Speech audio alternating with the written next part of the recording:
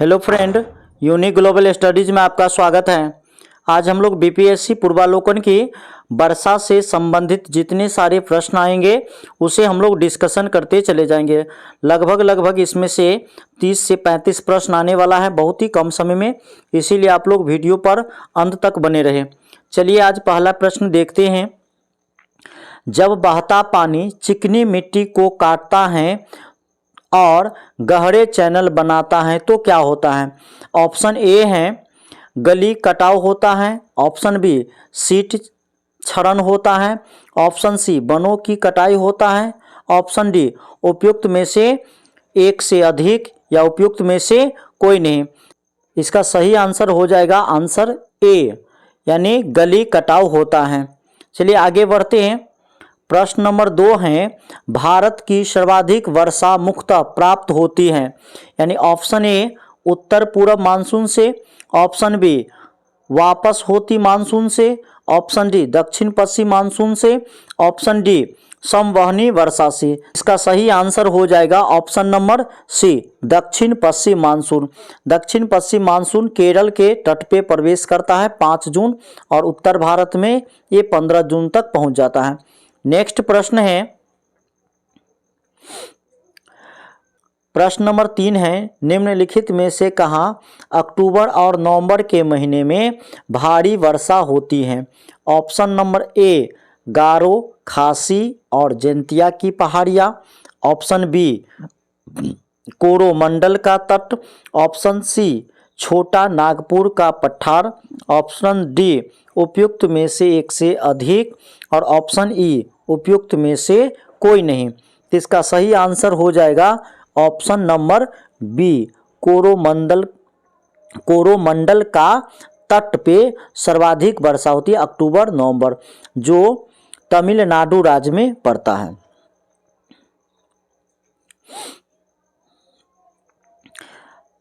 प्रश्न नंबर 4 है, अम्र वर्षा मैंगो सावर संबंधित है आमों की बौछार से, ऑप्शन बी है आम का टपकना से, ऑप्शन सी है बिहार एवं बंगाल में मार्च अप्रैल में होने वाली वर्षा से, ऑप्शन डी है आम की फसल से।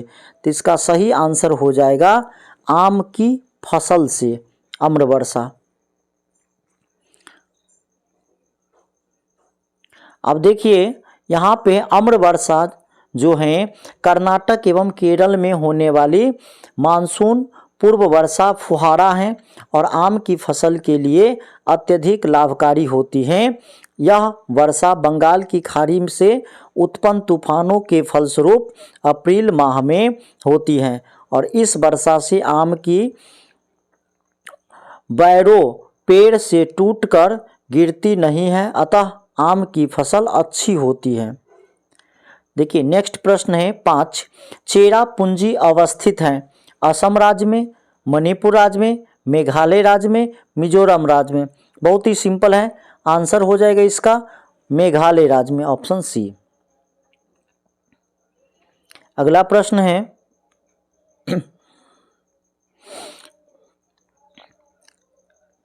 प्रश्न नंबर 6, ग्रीष्म के अंत में पूर्व मानसून वर्षा होती है जो केरल और कर्नाटक के तटीय क्षेत्रों में एक सामान्य घटना है।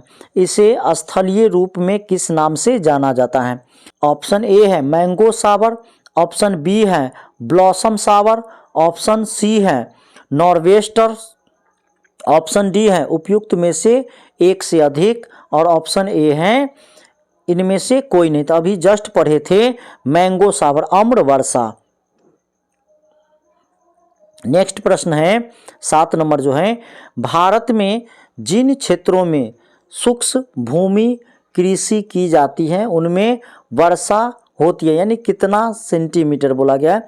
तो शुष्क कृषि जो है ये महाराष्ट्र, मध्य प्रदेश, गुजरात इन सब राज्यों में होता है।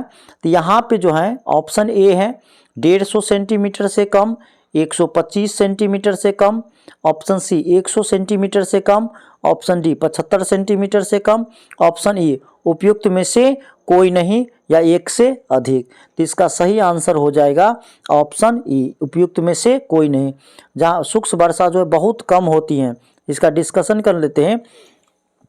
शुष्क एवं आर्द्र शुष्क भाग, जहाँ औसत वार्षिक वर्षा 75 सेंटीमीटर से कम होती है और वहाँ की जाने वाली खेती शुष्क भूमि कृषि कहलाती है। और भारत के प्रायद्वीपीय पठार में वृष्टि छाया क्षेत्र शुष्क कृषि की जानी जाती है। अब देखिए फ्रेंड, अगला है शीतकालीन वर्षा से संबंधित प्रश्न। अब देखिए इसमें नेक्स्ट प्रश्न है, इसमें निम्न राज्यों में से किस राज्य में जाड़े के मौसम में बारिश होती है? ऑप्शन है केरल, तमिलनाडु, पश्चिम बंगाल, उड़ीसा। तो इसका सही आंसर हो जाएगा तमिलनाडु। तमिलनाडु में जाड़े के मौसम में अक्टूबर नवंबर में वर्षा होती है। नेक्स्ट प्रश्न प्राकृतिक आपदा से संबंधित है। देखिए इसमें सूची 1 से सूची 2 को मिलाना है। इसमें सूची 1 में है प्राकृतिक आपदा दिए गए हैं, बाढ़, भूकंप, सूखा, चक्रवात। और यहाँ पे सूची 2 में प्रदेश दिया गया, हिमालय का गिरिपाद क्षेत्र, झारखंड एवं उत्तरी उड़ीसा। 3 में है उत्तर प्रदेश और बिहार का मैदान। और 4 में है मध्य पूर्वी भारत। मिलान करना है, देख सकते हैं यहाँ पे मिलान करना इसमें। तो बाढ़ कहाँ पे आता है? तो बाढ़ आता है उत्तर प्रदेश एवं बिहार के मैदानी क्षेत्र में। भूकंप हिमालय के गिरिपाद क्षेत्र में। सूखा आएगा मध्य पूर्वी भारत में या मध्य पश्चिमी भारत। चक्रवात आएगा झारखंड एवं उड़ीसा के क्षेत्र में। यानी इसका हो गया 1 का 3, बी का 1, सी का 4, डी का 2। तो इसका हो गया 1 का 3, बी का ए, सी का 4, डी का 2। यानी इसका सही आंसर हो जाएगा बी। नेक्स्ट प्रश्न है, नेक्स्ट में है देखिए मिट्टियाँ, भारत की मिट्टियाँ। तो इसमें काली मिट्टी प्रश्न है, काली मिट्टी के लिए निम्नलिखित में से किस शब्दावली का प्रयोग होता है?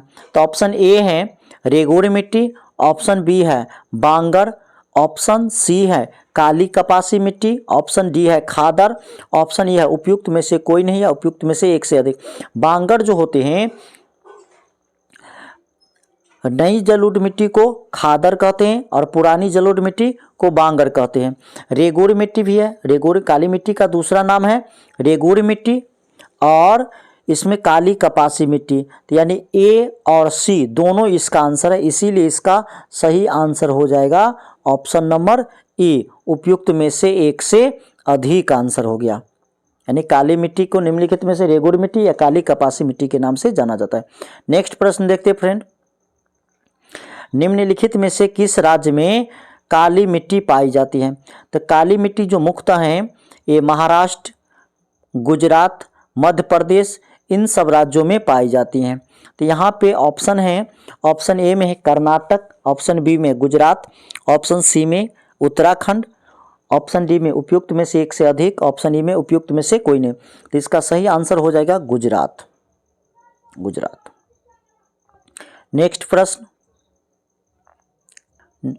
नेक्स्ट प्रश्न है रेगोर किसका नाम है? ऑप्शन ए लाल मिट्टी, ऑप्शन बी जलोढ़ मिट्टी, ऑप्शन सी काली मिट्टी, ऑप्शन डी लेटेराइट मिट्टी। तो इसका सही आंसर हो जाएगा काली मिट्टी। नेक्स्ट प्रश्न, रेगोर मिट्टी सबसे ज्यादा पाया जाता है? ऑप्शन ए महाराष्ट्र में, option B Tamil Nadu, option C Andhra Pradesh, option D Jharkhand. तो सबसे ज़्यादा महाराष्ट्र में कपास की खेती इसी मिट्टी में होता है, रेगोर मिट्टी में, काली मिट्टी में। नेक्स्ट में है दोमट या जलोढ़ मिट्टी। अब देखिए इसमें प्रश्न है निम्नलिखित में से कौन सी मिट्टी नदियों द्वारा निर्मित होती है? तो नदियों द्वारा इसमें ऑप्शन देख लेते हैं, लाल मिट्टी, काली मिट्टी, जलोढ़ मिट्टी, लेटेराइट मिट्टी। ई में है उपयुक्त में से कोई नहीं है, उपयुक्त में से एक से अधिक। तो इसका सही आंसर हो जाएगा जलोढ़ मिट्टी। नदियों द्वारा निर्मित मिट्टी होता है। नेक्स्ट प्रश्न, निम्नलिखित में से कौन सी मिट्टी नदियों द्वारा निर्मित होती है? सेम टू सेम प्रश्न हो गया, इसमें भी क्या हो जाएगा? Option number C. देखिए नेक्स्ट प्रश्न है 3 नंबर, गंगा के मैदान की पुरानी कछारी मिट्टी कहलाती है, यानी गंगा की मैदान की पुरानी कछारी मिट्टी कहलाती है। भाबर मिट्टी, बांगर, खादर, खोंडोलाइट इसमें कहलाती है।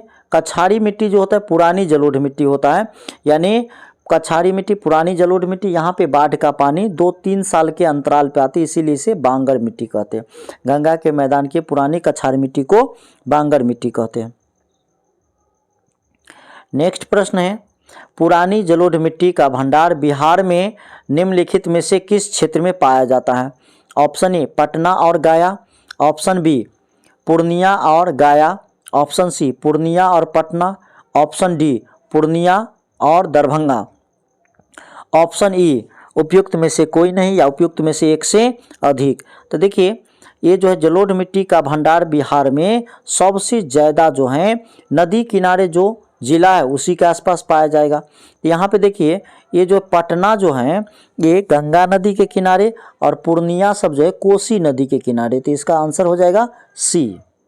नेक्स्ट है, दुमटी या लोम मिट्टी में मिट्टी का कौन सा कण पाया जाता है? तो देखिए दुमती मिट्टी या लोम में मिट्टी के बालू का कण रहेगा, चिकना कण रहेगा, पांसु, और देखिए तो ये हो जाएगा यानी सभी हो जाएगा। इसका सही आंसर डी। ये पूछा गया है कब? 2011 ईस्वी में। नेक्स्ट प्रश्न, अब देखिए मिट्टी से विविध प्रश्न सब है।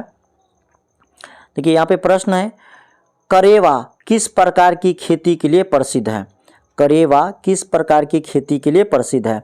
ऑप्शन ए केला, ऑप्शन बी केसर, ऑप्शन सी आम, ऑप्शन डी अंगूर, ऑप्शन ई उपयुक्त में से कोई नहीं या उपयुक्त में से एक से अधिक। 2022 में पूछा गया बीपीएससी री एग्जाम प्री में, 67वीं बीपीएससी। अब देखिए यहाँ पे इसका सही आंसर हो जाएगा ऑप्शन नंबर बी केसर। अब डिस्कशन देख लेते हैं। करेवा हिमनद, चिकनी मिट्टी तथा दूसरे पदार्थों का हिमोड पर मोटी परत के रूप में जमा है। करेवा जफरान यानी देसी केसर के कृषि के लिए प्रसिद्ध है। नेक्स्ट प्रश्न है, करेवास मृत्तिका जो जाफरान यानी केसर का एक स्थानीय प्रकार के उत्पादन के लिए उपयोग मिट्टी जो है ये कहाँ पे?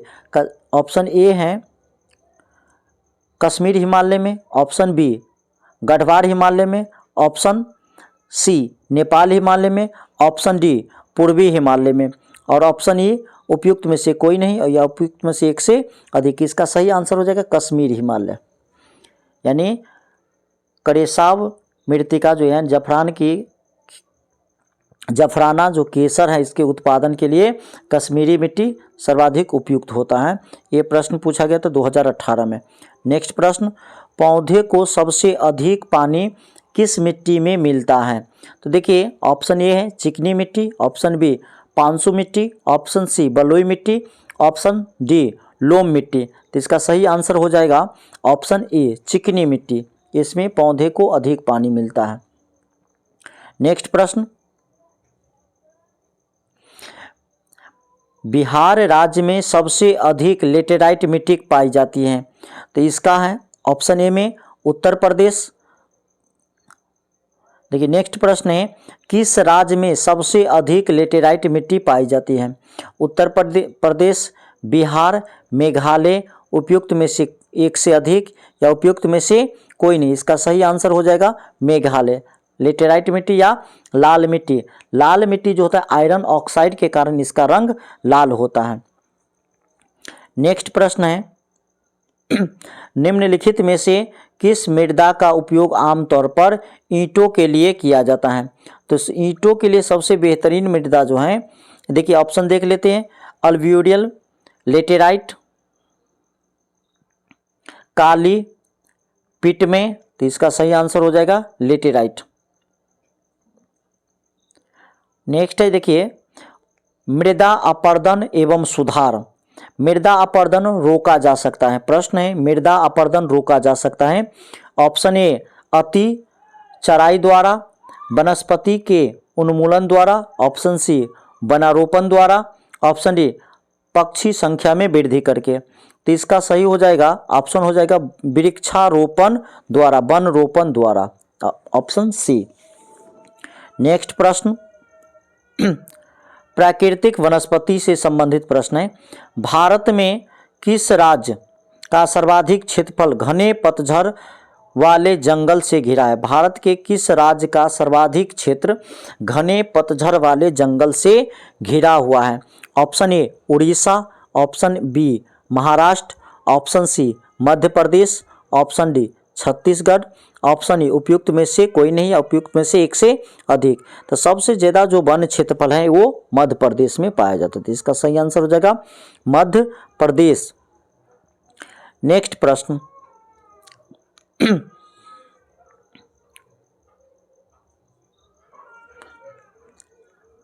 हेलो फ्रेंड, इसी तरह के बीपीएससी के प्रीवियस क्वेश्चन की प्रैक्टिस करना चाहते हैं तो यूनिक ग्लोबल स्टडी को सब्सक्राइब कर दीजिए और अपने दोस्तों के पास भी शेयर कर दीजिए। Thank you.